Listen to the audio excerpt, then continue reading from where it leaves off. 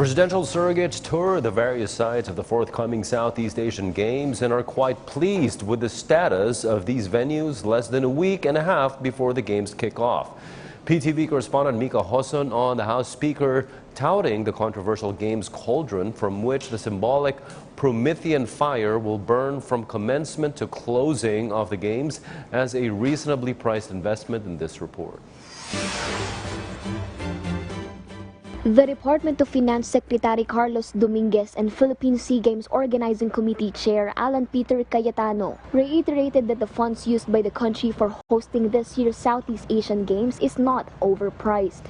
The 9.5 billion peso fund was used to enhance the three facilities in New Clark City where a number of athletic events of the Sea Games will be held. Dominguez said this is a small amount compared to Malaysia, which allocated 15 billion pesos just for the athletes. This project, I think, is well spent, not only for the athletes, but for the pride of our country.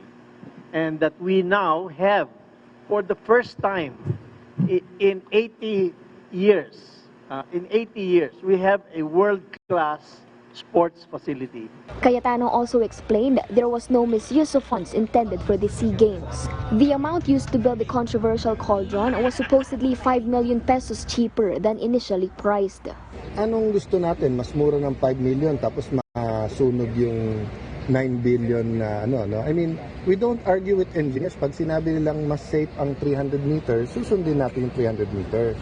Cayetano added that 50 million is relatively a small amount compared to other countries where monuments not designed by a national artist cost 10 million pesos already. He said he will not be surprised if ever the discussion about the Sea Games budget lingers on even after the event.